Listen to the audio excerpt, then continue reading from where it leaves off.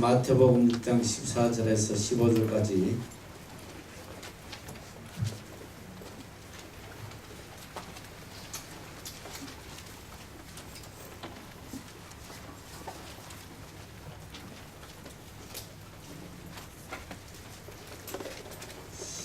마태복음 6장 14절에서 15절까지 한 목소리로 함께 봉독하겠습니다. 시작.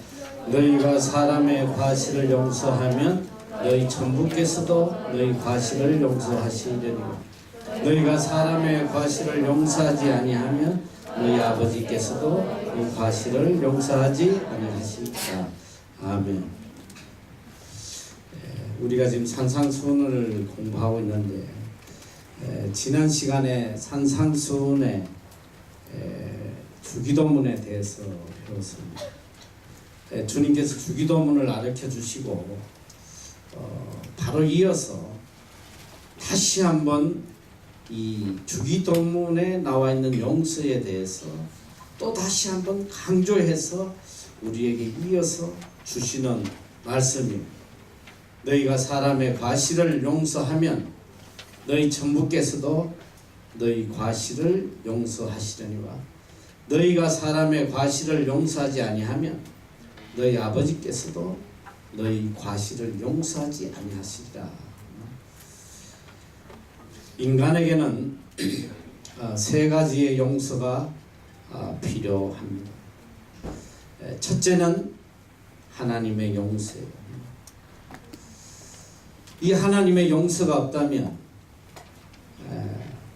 우리 인간은 살아갈 수 있는 사람이 하나도 없어요. 우리의 죄값으로 이미 형벌을 받아야 마땅할 자들이에요. 성경 말씀에 어려운 자가 하나도 없다고 그래서 모두가 죄인인데 오직 하나님의 용서하심으로 우리가 새롭게 거듭나고 의롭게 되고 또 하나님의 자녀가 되어서 하나님이 주신 평안 속에 살아가게 됩니다. 둘째는 바로 형제 간의 용서가 필요합니다. 다시 말하면 인간끼리 용서가 있어야 한다는 것입니다. 이 세상에 다른 사람에게 용서를 받을 필요가 없는 그런 인간은 한 사람도 없습니다.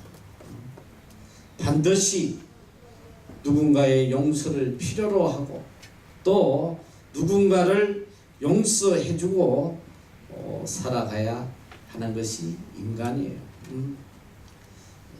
그리고 또 하나의 용서는 바로 자기 자신에 대한 용서입니다. 하나님이 용서해 주셨는데 끝까지 자신을 용서하지 못하는, 어떻게 보면 가장 어렵고 힘든 용서가 바로 자신에 대한 용서가 아닌가 생각이 들어요.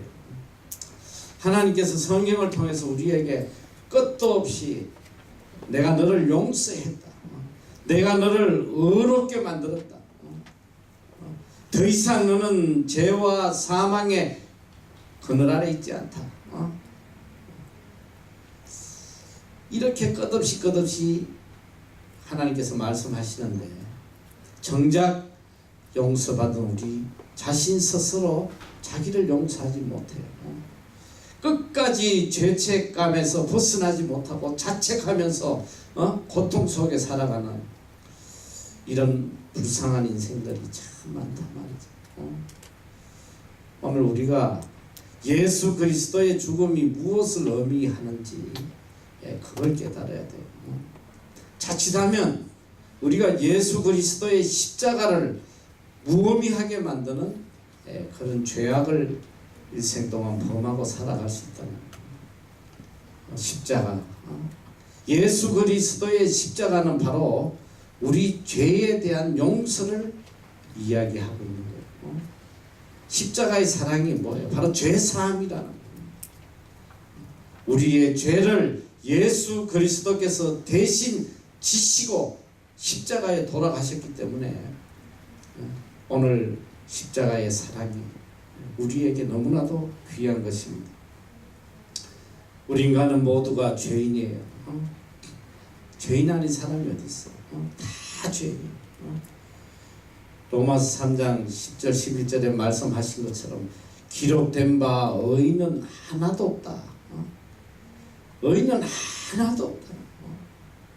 하나님을 깨닫는 자도 없고 또 하나님을 찾는 자도 없고 우리는 원래 용서받을 수 없는 다 죄인들이었단 말이에요. 죄인이었기 때문에 하나님의 공의 앞에서 반드시 죄의 값을 치루어야 합니다. 로마서 6장 23절 죄의 삭은 사망이요.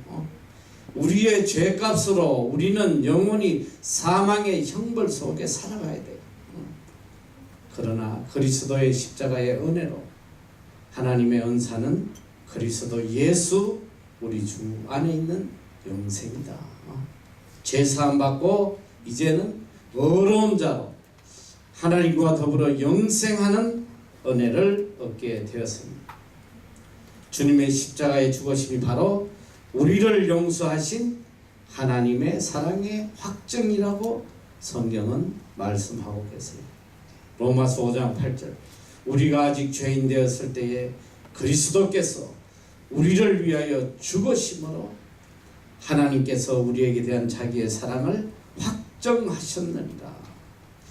우리가 아직 죄인 되었을 때에 우리가 죄인일 때에 하나님께서 예수 그리스도를 십자가에 죽이심으로 인해서 우리를 향한 하나님의 사랑을 확정하셨다. 바로 십자가는 죄 용서함을 보여주는 것입니다. 그래서 우리에게는 소망이 있고 그 어떤 죽일 죄인이라도 하나님 앞에서 용서받음으로 새롭게 거듭나지 못할 죄인은 하나도 없다는 것.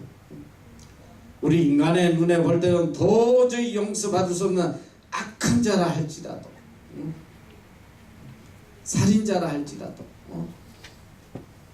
하나님의 용서 앞에서는 다 새롭게 거듭날 수 있다는 거예요. 그래서 소망이 있는 거예요. 그래서 성경은 이야기를 하고 있잖아요. 그리스도 안에 있는 자에게는 결코 정죄함이 없다. 그리스도 안에 있는 자에게 결코 정죄함이 없다. 바로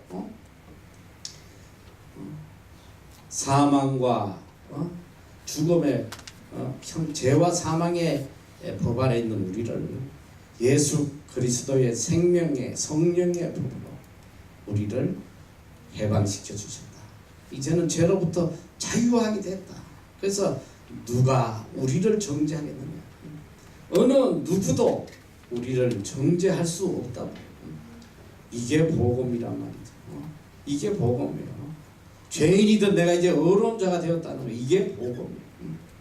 그래서 우리는 지금 당장 죽어도 의로운 자로서 하나님 앞에 가게 된단 말이에요.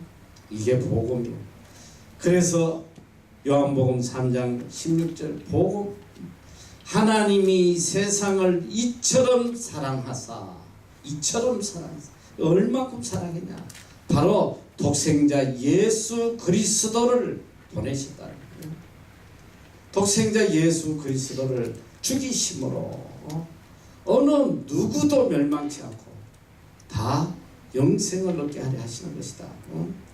이것이 복음이에요. 이것이 하나님의 사랑이라는 거죠. 이 엄청난 용서를 받은 우리가 해야 될 것이 뭐냐? 주님께서 우리에게 용서를 해주심으로 인해서 우리에게 한 가지 의무를 주셨어요. 내가 너희를 용서한 것 같이 내 형제를 너희도 용서해라. 용서받은 자로서 우리의 의무가 뭐냐? 형제를 용서하라는 거예요. 용서는 해도 되고 안 해도 되는 것이 아니라 반드시 용서받은 자로서 해야 될 의무라는 거예요. 의무. 책임이고 의무예요. 용서는 안 하면 안 되는 거란 말이에요. 내가 용서받았기 때문에 반드시 용서하는 자로 살아야 된다. 위대한 설교자인 스펄전 목사님이 순교자 스데반에 대해서 설교를 하고 있을 때에 한 비그리스도인이 질문을 해요. 화가 잔뜩 나서 소리 지르며 질문을 하는데 그만 설교가 중단됐어요. 당신의 하나님이 공의로우시다. 왜 어려운 스데반이 돌에 맞아 죽게 내버려 뒀습니까? 정말 공의의 하나님입니다. 스데반 옆에 돌을 치우든지 아니면 스데반을 안전한 곳으로 피신시켜야 하지 않습니까? 스펄전 목사님은 이렇게 대답합니다. 하나님은 스데반으로 하여금 기도할 수 있도록 해 주셨습니다. 주여, 이 죄를 저들에게 돌리지 마옵소서. 이 용서의 기도를 하게 하셨습니다. 하나님은 스데반에게 용서할 수 있는 은혜와 기쁘고도 즐거움에 찬 믿음 속에서 죽을 수 있는 은혜를 주심으로 그를 고난에서 건져주신 것입니다. 용서할 수 있는 것도 하나님의 은혜입니다. 이렇게 이야기를 했어요. 용서할 수 있는 것, 이게 하나님의 크신 은혜예요. 그리고 하나님의 용서의 은혜를 깨달을 수 있는 자만이 내 형제 자매를 용서할 수 있습니다. 내가 하나님으로부터 얼마나 큰 용서를 받고 살아가는지 그걸 깨닫지 못하면 티끌 같은 형제의 잘못도 용서할 수 있는 마음이 우리에게 없단 말이죠. 마태복음 18장 23절 이하에는 주님께서 용서에 대해서 너무나 귀한 예를 들고 계세요. 이러므로 천국은 그 종들과 회개하려 하던 어떤 임금과 같으니 회개할 때에 1만 달란트 빚진 자 하나를 데려오매 갚을 것이 없는지라 주인이 명하여 그 몸과 처와 자식들과 모든 소유를 다 팔아 갚게 하라 한데 그 종이 엎드려 절하며 가로되 내게 참으소서 다 갚으리이다 하거늘 그 종의 주인이 불쌍히 여겨 놓아 보내며 그 빚을 탕감하여 주었더니 그 종이 나가서 제게 100데나리온 빚진 동관 하나를 만나 붙들어 목을 잡고 가는데 빚을 갚으라 하며 그 동관이 엎드려 간구하여 가로되 나를 참아주소서 갚으리이다 하되 허락하지 아니하고 이에 가서 저가 빚을 갚도록 옥에 가두거늘 그 동관들이 그것을 보고 심히 민망하여 주인에게 가서 그 일을 다 고하니 이에 주인이 저를 불러다 말하되 악한 종아 너가 빌기에 내가 너의 빚을 전부 탕감하여 주었거늘 내가 너를 불쌍히 여긴 것 같이 너도 내 동관을 불쌍히 여김이 마땅치 아니하냐 하고 주인이 노하여 그 빚을 다 갚도록 저를 옥졸에게 붙입니다. 너희가 각각 중심으로 형제를 용서하지 아니하면 내 천부께서도 너희에게 이와 같이 하시리라. 1만 달란트 빚진 자를 불쌍히 여겨서 다 탕감해 줬는데 이 탕감받은 자가 가다가 자기에게 100데나리온 빚진 자를 붙잡아서 용서하지 않고 옥에다 쳐넣었다 이 소리지. 자, 여기서 우리가 1만 달란트가 도대체 얼마의 가치가 있고 100데나리온이 얼마의 가치가 있는지 이걸 먼저 알아봐야 될 것 같아요. 오늘의 화폐 가치로 환산을 한다면 대충 1달란트는 6천 드라크마예요. 1드라크마는 노동자 하루 품삯인 1데나리온과 같은 값이다. 그러니까 1달란트는 곧 6,000일의 노동자의 품삯이다. 잘 따라오고 있는지 모르겠는데 산수는. 그러니까 1달란트는 6,000일의 노동자의 품삯이다. 그러면 이 100달란트는 곧 16.45년의 품삯이다. 이것도 뭐 적은 돈은 아니냐. 꽤 많은 돈. 그렇다면 1만 달란트는 어떻게 되냐? 16만 4,500년의 품삯이다. 이 산수를 못하니까 잘 안 따라와지지. 자, 지금까지는 다 몰라도 괜찮아. 이제 결론적으로 이야기하면 다시 쉽게 이야기하는 거야. 1달란트는 6,000데나리온이고 1데나리온은 노동자 하루 일당 약 10만 원에 해당한다. 그러면 1만 달란트와 100데나리온은 어떻게 되느냐? 현재 돈으로 같이 하면 자 1만 달란트는 6조, 100데나리온은 1,000만 원. 앞에 길게 계산하는 거는 몰라도 돼. 자 쉽게 이야기하면 1만 달란트와 100데나리온은 6조와 1,000만 원 정도의 가치다. 이렇게 계산을 했어. 자, 우리가 하나님으로부터 받은 용서의 분량, 이거 셀 수가 없어요. 근데 내 형제의 잘못은 눈에 티와 같은 거예요. 아무리 나에게 죽을 죄를 지었다고 해도 하나님의 용서에 비하면 티끌에 불과한 그런 너무나 하찮은 것이라는 거죠. 그런데 문제는 이 티끌과 같은 이것을 용서하지 못하고 가슴에 한을 품고 살아가는 것이 오늘 우리들의 모습이라는 거예요. 그래서 골로새서 3장 13절 이하에 주님은 이렇게 말씀하고 있어요. 자, 우리 다 같이 한 목소리로 보자. 시작. 누가 네게 혐의가 있거든 서로 용납하여 피차 용서하되 주께서 너희를 용서하신 것과 같이 너희도 그리하고 이 모든 것 위에 사랑을 다하라. 이는 온전하게 매는 띠니라.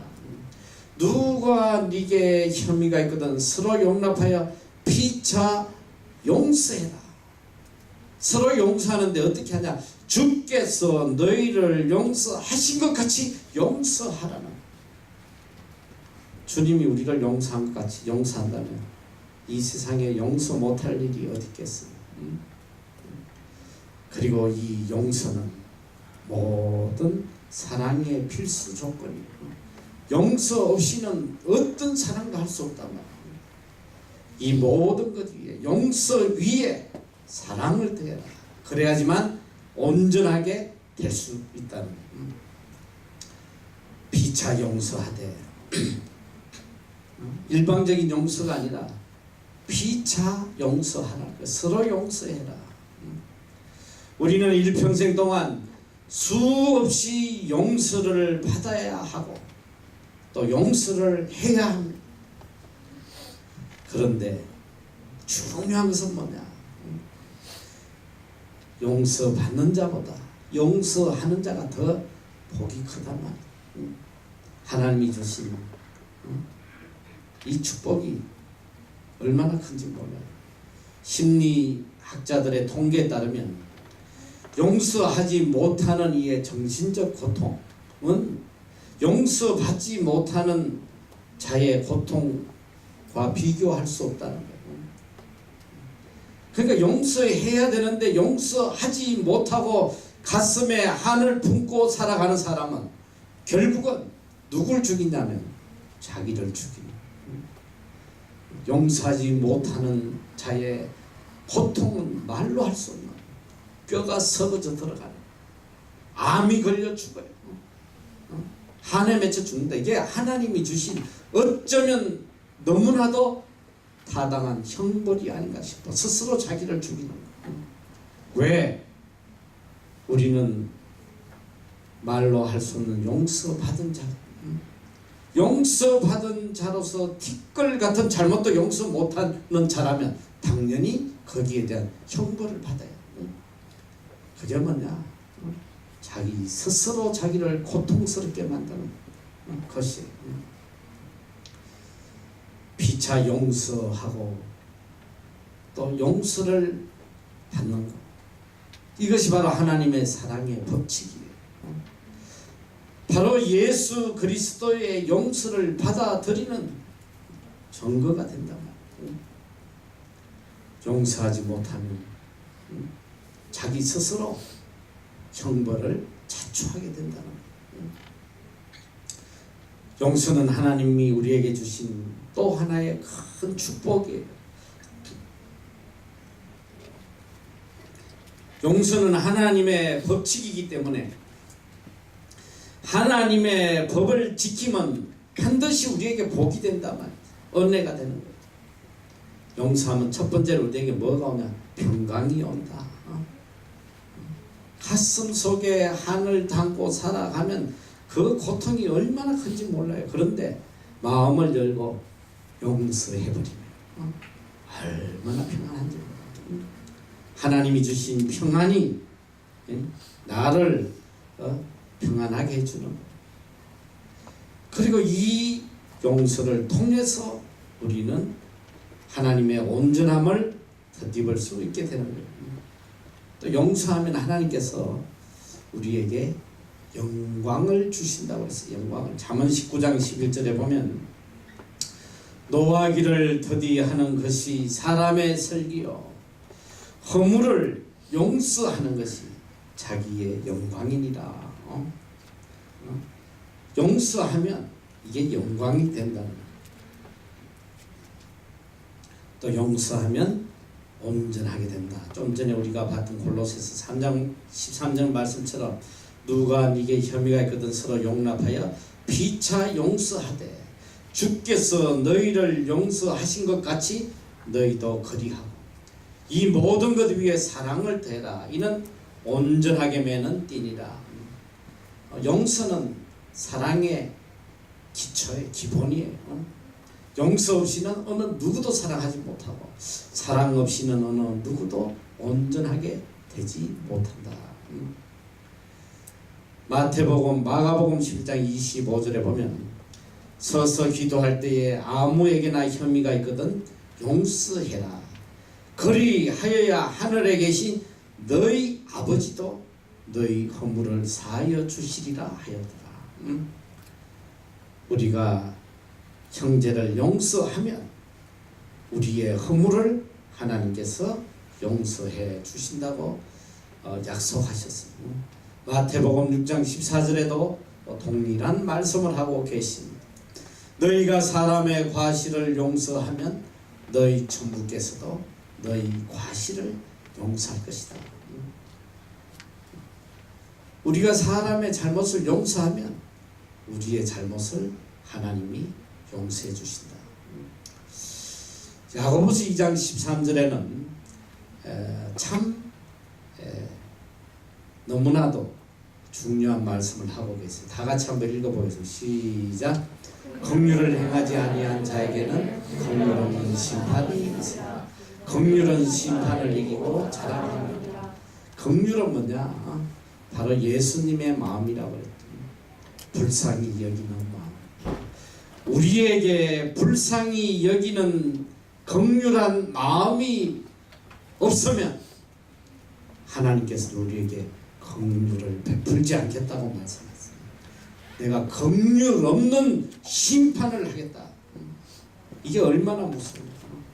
내가 내 형제에게 긍휼한 마음을 가지지 않으면 끝까지 용서하지 않고 미워하고 원한을 갖고 살면 하나님의 심판대 앞에서 동일하게 이 심판을 우리가 받게 된다. 이게 얼마나 안타까워. 그래서 하나님께서는 우리 자신을 위해서 긍휼한 용서하고 살아라. 그리고 더 중요한 것은 베드로전서 3장 9절에 악을 악으로 욕을 욕으로 갚지 말고 도리어 복을 빌라. 이를 위하여 너희가 부르심을 입었으니 이는 복을 유업으로 받게 하려 하십니다. 우리가 용서하는 것은 바로 하나님께서 우리에게 복을 주시기 위해서 용서하라는 것. 그러니까 모든 것이 다 우리를 위해서 하나님이 하시는 것이다. 용서는 남을 위한 것이 아니고 바로 내 자신을 위한 것이다. 나에게 복을 주시기 위한 하나님의 은혜라는 것. 이걸 우리가 깨달아야 돼. 20세기에 대작이었던 벤을 하는 영화가 있어요. 그게 참 감동적인 장면이 나옵니다. 이 로마 군단장인 메사라라는 사람이 이 벤의 가정을 다 파괴시켜버려요. 첫째로 이 벤을 노예 손에 태워서 노예로 보내버리고 벤의 어머니와 누이를 나병 환자로 만들어버려요. 문둥병자로 만들어서 나병 환자촌에 있게 만듭니다.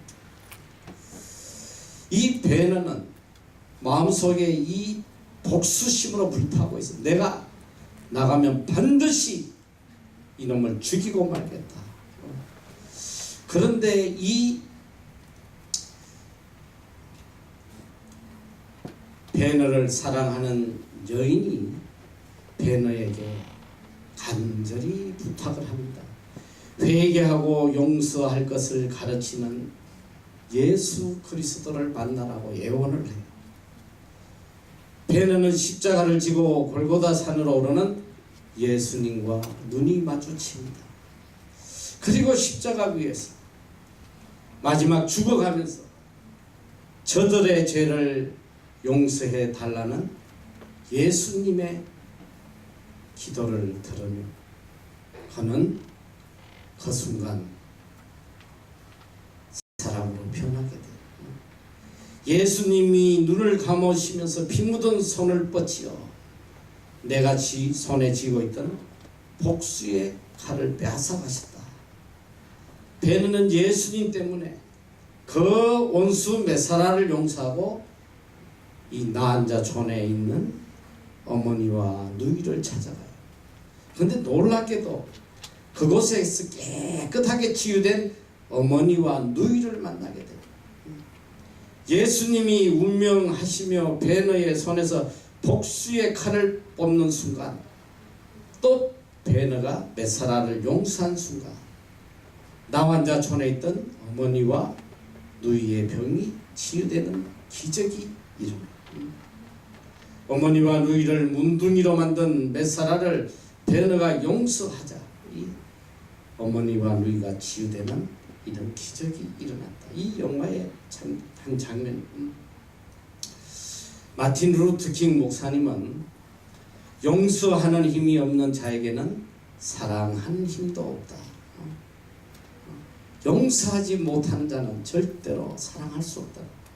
자신에게 악을 끼치고 해로움을 끼치는 사람을 용서하지 않으면 원수를 사랑하는 행위는 첫걸음도 나가지 못한다. 용서라는 것은 나에게 해서 안 될 행동을 하고 또 나에게 엄청난 피해를 주고 너무나도 악한 불의한 그런 자들로부터 시작이 되는 것이죠. 용서라는 것이 이미 저지른 죄악을 덮어주는 것이 아니라 오히려 이런 죄악에서도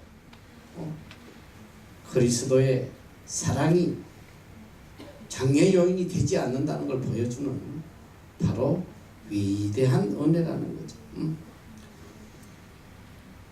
용서는 새로운 출발과 새로운 삶을 위해서 반드시 필요한 것이다.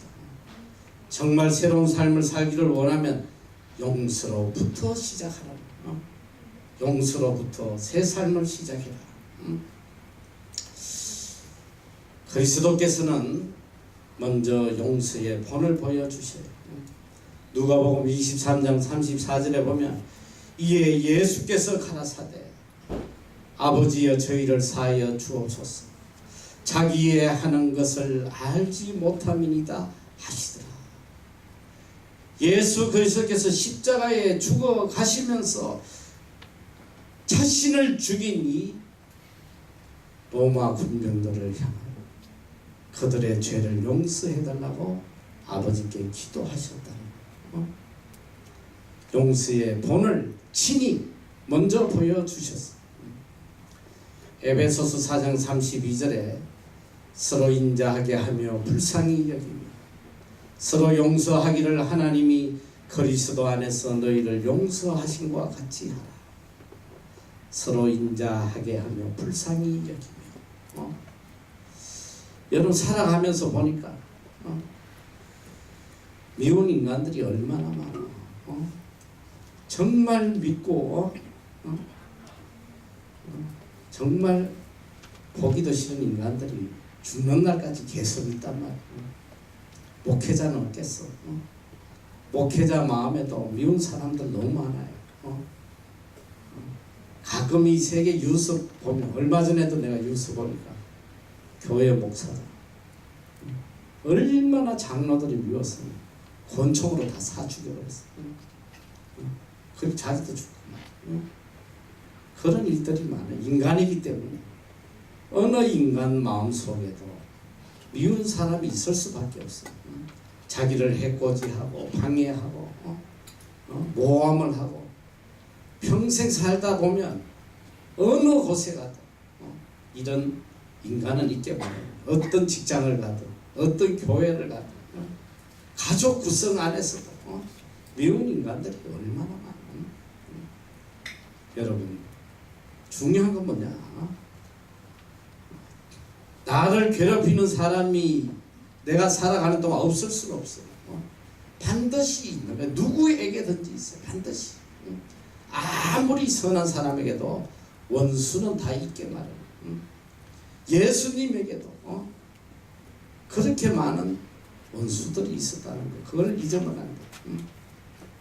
그런데 중요한 건 뭐냐? 성경은 우리에게 누구든지 불쌍히 여기라. 불쌍히 여기면 되는 거야. 불쌍히 여기면 용서의 마음이 생겨나요. 불쌍하게 생각해요. 하나님께서 우리를 불쌍히 여기신 것처럼 우리도 형제자매를 불쌍히 여기면 다 해결된다. 바로 이것이 그리스도의 마음, 긍휼한 마음이란 말이죠. 마태복음 6장 14절 너희가 사람의 과실을 용서하면 너희 천부께서도 너희 과실을 용서하시려니와 너희가 사람의 과실을 용서하지 아니하면 너희 아버지께서도 너희 과실을 용서하지 아니하시리라. 하나님의 용서를 구하기 전에 우리가 반드시 형제의 용서가 선행되어야 된다는 거. 이게 중요한 거예요. 주여 우리를 용서하여 주시옵소서 하기 전에 먼저 내 형제를 용서해야 된다는 거. 이것이 선행되어야 된다. 주기도문에 우리가 우리에게 죄 지은 자를 사하여 준 것 같이 우리 죄를 사하여 주옵시고 형제에 대한 우리의 용서가 먼저 있어야지만 하나님에 대한 죄사함도 우리가 구할 수 있다는 거예요. 포리안이라는 신학자는 이렇게 이야기해요. 우리가 용서받기 위해 기도하고 용서하기 위해 기도하는 것만큼 아름다운 것은 없다. 리히트라는 신학자는 주님은 자신의 피를 흘리게 한 사람들을 위해 눈물을 흘리셨다.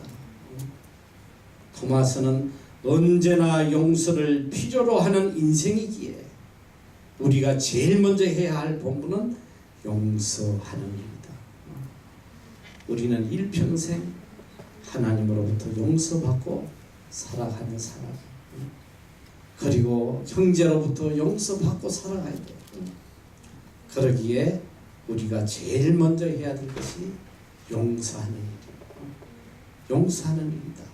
성경은 우리가 어떻게 용서해야 되는지 용서의 방법을 세밀하게 가르쳐줘요.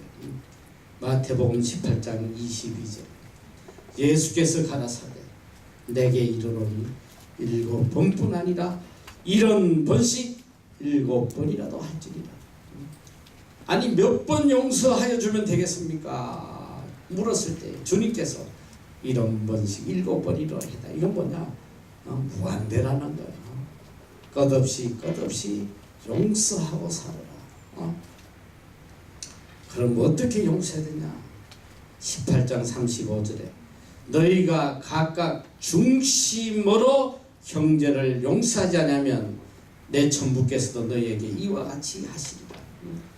중심으로 용서하지 않으면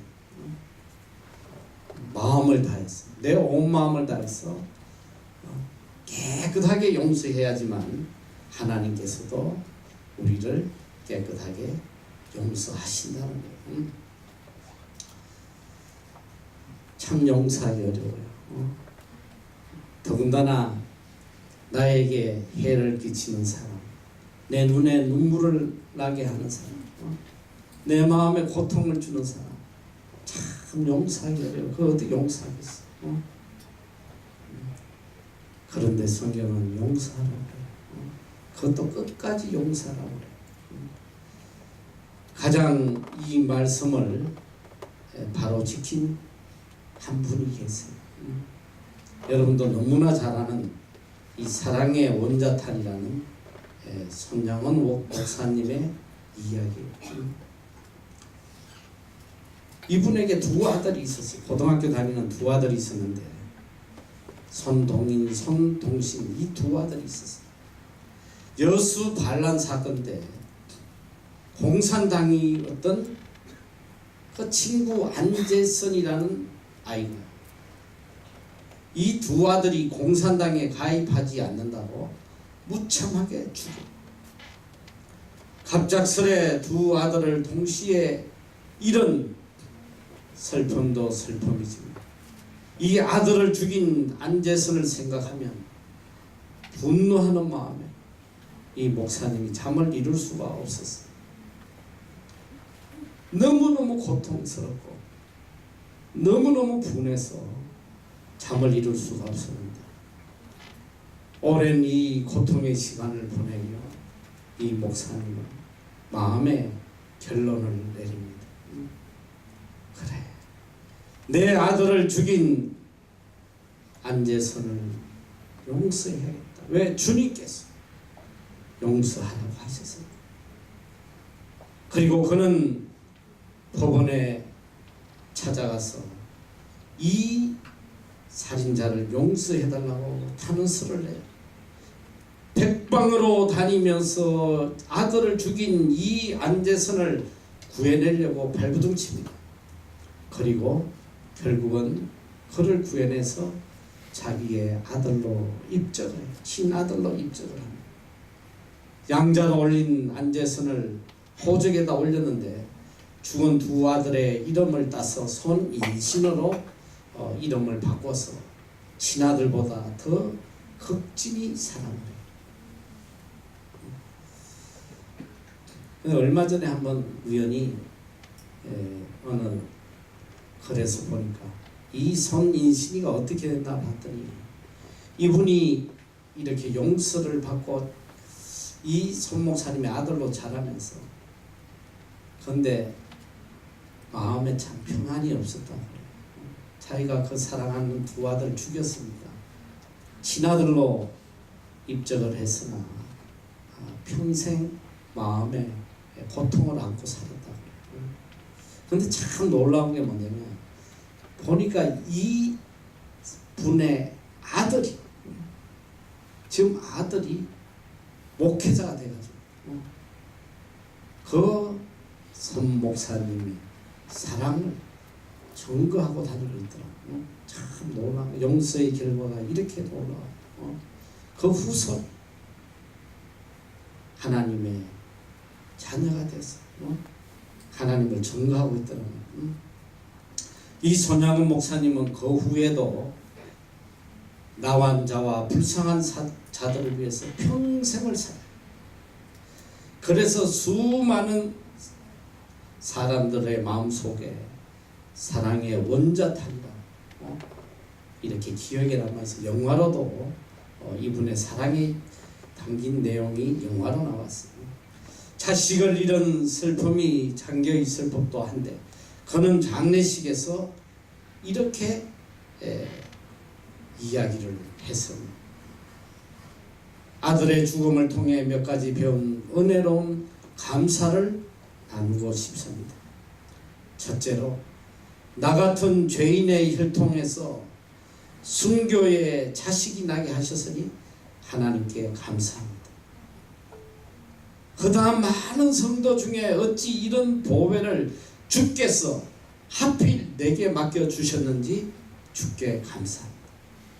셋째로 삼남 삼녀 중에서도 가장 아름다운 두 아들 장자와 차자를 바치게 된 나의 축복을 감사드립니다.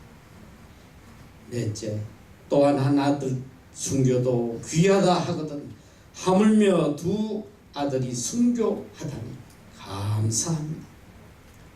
다섯째, 예수 믿다가 와서 종신하는 것도 큰 복이라 하거든 하물며 전도하다 총살 순교 당함이니 얼마나 감사합니다. 미국 가려고 준비하던 내 아들 미국보다 더 좋은 천국에 갔습니다. 내 마음 안심되어 감사합니다. 나의 두 아들을 총살한 원수를 회개시켜 내 아들 삼고자 하는 사랑하는 마음을 주신 하나님께 감사합니다. 여덟째, 내 두 아들의 순교의 열매로 말미암아 무수한 천국의 아들들이 생길 것이 믿어지니 아버지 하나님께 감사합니다. 마지막으로 이 같은 역경 속에 8가지 진리와 신뢰를 찾는 기쁜 마음, 여유 있는 마음을 주신 우리 주 예수 그리스도께 감사합니다. 도저히 용서할 수 없는 상황 속에서 용서가 아니라 오히려 하나님 앞에 감사하는 이 참 그리스도인의 모습 너무나도 감동적이에요. 이 손양원 목사님은 1950년 6.25 전쟁 때 피난하라고 주위에서 그렇게 권유하는데도 끝까지 이 나환자들을 돌보다가 이분도 공산당에 의해서 48세의 나이로 순교를 하게 돼요. 오직 하늘나라의 보화를 바라보면서 상급을 바라보면서 일생을 하나님의 말씀을 순종했던 사람, 사랑을 그대로 실천했던 용서를 실천했던 이 위대한 그리스도인입니다. 여러분, 주님께서는 오늘 우리에게 용서해라, 어떤 것도 용서해라. 하나님의 용서를 생각하면 용서 못할 것이 뭐가 있겠나. 우리가 말로 할 수 없는 하나님의 용서 속에 살아가면서 내 형제 자매의 티끌만한 잘못을 용서 못한다면 너희가 어떻게 하나님의 용서를 기대할 수 있겠나. 다시 한번 들려주시는 말씀입니다. 혹시라도 우리 마음속에 조금이라도 용서 못하고 있는 점이 있다면 깨끗이 다 용서하세요. 용서가 주는 축복과 평안은 놀라운 것입니다. 그리고 이 용서함으로 진정한 하나님의 사랑을 실천해가는 여러분이 되시기를 축원합니다. 기도하겠습니다.